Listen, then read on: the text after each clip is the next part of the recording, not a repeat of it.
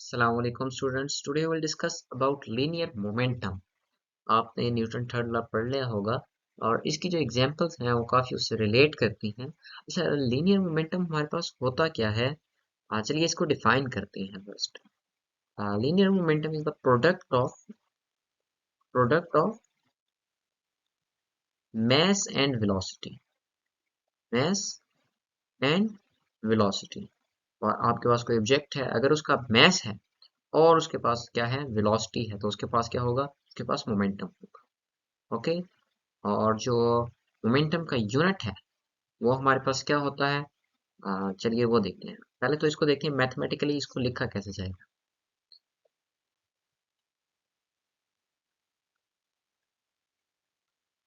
Students, mathematically आपको पता है कि वेलोसिटी जो है हमारे पास, ये क्या एक वेक्टर क्वांटिटी है। ओके। वेलोसिटी हमारे पास वेक्टर है और मैस हमारे पास क्या है? मैस हमारे पास स्केलर है। जब कोई स्केलर चीज वेक्टर के साथ मल्टीप्लाई होती है, जो नई क्वांटिटी बनती है वो हमारे पास क्या बनती है? वो हमारे पास वेक्टर बनती है। तो वेक्टर जो मोमेंटम है हमारे पास उसको हम p से डिनोट करते हैं और उस पर एक एरो हेड लिखेंगे। और मैस इनटू वेलोसिटी, और वेलोसिटी हमारे पास क्या वेक्टर। आपको पता होना चाहिए जो वेक्टर होता है वो 3 डायमेंशन होता है, एक्स एक्सिस में भी, वाई एक्सिस में भी और जी एक्सिस में। तो यहाँ पे एक्स एक्सिस आ जाएगा और वाई एक्सिस और इसी तरह जी एक्सिस। तो मोमेंटम कितनी डायरेक्शन में होता है? मोमेंटम भी 3 डायरेक्शन में होता है। अच्छा, अब हम लीनियर मोमेंटम की बात कर रहे हैं तो वो किसी एक डायरेक्शन में होगा, या हम अभी जो अपना, क्योंकि आप हायर क्लासेस में नहीं है, आप सिर्फ अभी एक्स डायरेक्शन में मोमेंटम को डिस्कस करेंगे या वाई डायरेक्शन में। आप सेकंड ईयर में जैसे आप आगे जाएंगे तो आप देखेंगे कि कई ऐसी चीजें हैं जिनके पास मैस नहीं है लेकिन फिर भी उनका मोमेंटम होता है। आप जो फोटोन है, क्या? फोटोन। ओके। फोटोन का क्या होता है? फोटोन का मैस नहीं होता लेकिन इसके पास क्या होती है? वेलोसिटी होती है। ये लाइट पार्टिकल्स हैं, उनकी मैं बात कर रहा हूँ। अच्छा स्टूडेंट्स, इसका यूनिट क्या होगा? मैस को हम लिखते हैं केजी में, और जो हमारे पास वेलोसिटी है, वेलोसिटी को हम किस में लिखते हैं? मीटर पर सेकंड में। और इसका एक और यूनिट भी है, उसको हम कहते हैं न्यूटन सेकंड। अच्छा, मैंने ये न्यूटन सेकंड कैसे बनाया? चलिए इसको देखते हैं।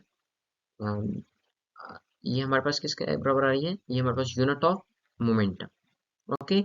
और चलिए अब जो केजी मीटर पर सेकंड है इसको न्यूटन सेकंड में हम कन्वर्ट करते हैं। केजी मीटर पर सेकंड को न्यूटन सेकंड में कन्वर्ट करना है।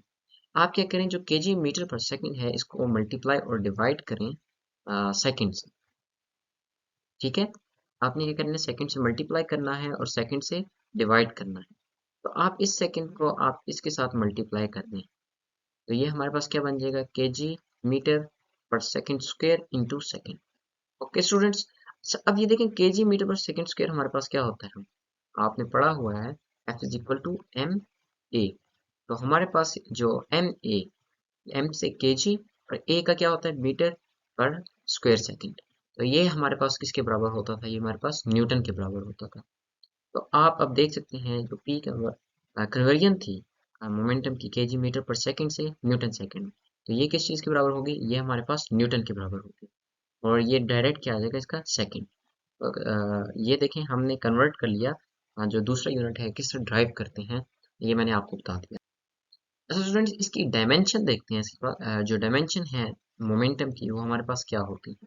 तो देखें बेस, जो उसका हमने बेस यूनिट लिखा है वो हमने क्या लिखा था? हमने केजी मीटर पर सेकंड। ओके स्टूडेंट्स, अब केजी का हमारे पास क्या होता है बेस? मैस कैपिटल एम, और मीटर लेंथ होती है तो एल, और एस माइनस वन है, तो इसका क्या मतलब हुआ? T minus one.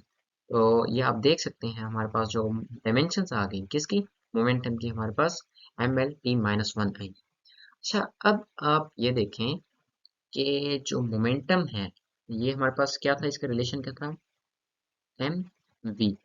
तो आप देखें अगर कोई चीज उसका मैस ज्यादा है, ठीक है, मोमेंटम हमारे पास किस चीज पे डिपेंड कर रहा है? दो चीजों पे, मैस पे और वेलोसिटी पे।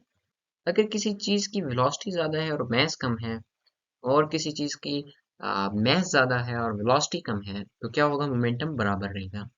देखें मोमेंटम और वेलोसिटी, जब भी कोई दो चीजें प्रोडक्ट हो रही हो, क्या हो रही हो, प्रोडक्ट अगर कोई चीज हो रही है, उनके दरमियान जो रिलेशन होता है वो होता है इनवर्स का। ओके, अगर थर्ड चीज कांस्टेंट रखनी हो, अगर तीन चीजें हैं उनमें से एक चीज कांस्टेंट रहती है और दो का रिलेशन होता है।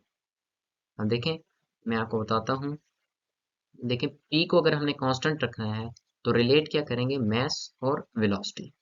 अगर पी को कांस्टेंट रखना है आपने, तो मास का जो वेलोसिटी के साथ रिलेशन है वो इनवर्स बन रहा होगा। अगर मास बढ़ेगा तो वेलोसिटी क्या होगी, कम होगी। और अगर वेलोसिटी बढ़ेगी तो मास क्या होगा, मास ज्यादा होगा। तो अब इसकी एक एग्जांपल देखते हैं जो रियल लाइफ आपने ऑब्जर्व करनी है। वो ये है कि अगर आपके पास एक पिस्टल है, आप उससे फायर करते हैं, तो पिस्टल का देखें मास जो होगा, अ, आ- जो हमारे पास मोमेंटम होता है, ये क्या होता है, कंजर्व रहता है। ओके, अब आप ये देखें, हमारे पास इसका जो मास होगा वो कैपिटल एम होगा, और जो इसकी वेलोसिटी होगी क्या होगी, वो स्मॉल बी। और ये जो बुलेट है, क्या है, जो बुलेट है, इसका जो मास होगा ये स्मॉल एम होगा, और वेलोसिटी क्या होगी, ज्यादा होगी। तो आप ये देखें, जिस टाइम हमारे पास रिकॉइल क्यों होता है, जब आप फायर करते हैं तो आपने देखा होगा रिकॉइल होता है। उसकी रिकॉइल होने की वजह क्या है, आप ये देखते हैं कि जिस time firing of bullet, okay, firing firing of pistol देखें, ओके। अच्छा, अब ये देखें कि जिस टाइम आप फायर करते हैं तो वो जो मोमेंटम देखें दोनों का बराबर होना चाहिए कोलिजन के बाद। ओके, तो जो हमारे पास बुलेट है, इसका मास क्या है, इसका मास कम है लेकिन वेलोसिटी क्या है, ज्यादा है। ठीक हो गया, मास कम है लेकिन वेलोसिटी ज्यादा है। और हमारे पास जो पिस्टल है, इसका मास ज्यादा है लेकिन वेलोसिटी क्या है, कम है। और ये हमारे पास कौन सी डायरेक्शन में होती है, ये हमारे पास ऑपोजिट डायरेक्शन में। अगर हम जो बुलेट है उसको ये डायरेक्शन दे रहे हैं, और जो पिस्टल है वो हमारे पास किस तरफ होगी, इस तरफ ऑपोजिट डायरेक्शन में। तो ये न्यूटन थर्ड लॉ को भी है, देखें एक्शन का रिएक्शन होता है। स्टूडेंट्स, अब हम देखते हैं कि जो सेकंड लॉ ऑफ मोशन है, न्यूटन सेकंड लॉ, ये रिलेट कैसे कर रहा है मोमेंटम के साथ। तो आपको पता है कि हमने सेकंड लॉ पढ़ चुके हैं, और उसमें हमारे पास जो फोर्स का रिलेशन आता था वो होता था F is equal to M में। और अब m और एक्सलेशन की अगर मैं बात करूं तो एक्सलेशन होता था del v divided by t del t। Okay students, अच्छा, डेल v हमारे पास क्या होता है, चेंज इन वेलोसिटी वो होता है हमारे पास। डेल v हमारे पास बराबर होता है वी एफ, मतलब V final minus V initial. तो अगर मैं यहाँ पे इसकी जगह लिख दूँ M into V F minus V I divided by del T, और अगर m को मैं अंदर मल्टीप्लाई करूँ, M V F minus M V I divided by del T, तो इससे आपको एक चीज पता चल रही होगी, ये जो हमारे पास फोर्स है ये किसके बराबर आ रही है, फोर्स हमारे पास बराबर आ रही है एम वी। क्या होता है, एम वी ये हमारे पास होता है मोमेंटम। तो यहाँ पे एम वी एफ क्या होगा, P F minus P I divided by del T. तो ये किसके बराबर आ रहा है, फोर्स के। और हमारे पास अब जो फाइनल रिलेशन आ जाएगा, del P by del T is equal to F. अच्छा, ये वेक्टर्स हैं तो मैं इन पे क्या करता हूँ, साइन लगा देता हूँ। और अगर आपने शुरू में लगाने हैं तो आप वेलोसिटी पे वेक्टर का साइन लगा सकते हैं। आपने मैथ के ऊपर वेक्टर का साइन नहीं लगाना, क्योंकि हमारे पास जो मैथ है वो क्या है, वो स्केलर है। तो आप ये देखें, एक हमारे पास एक नई चीज आ गई कि rate of change of momentum. मैं यहाँ पे लिख देता हूँ, ये जो नई टर्म आ रही है इसको हम क्या कहेंगे, इसको कहेंगे rate of change of momentum.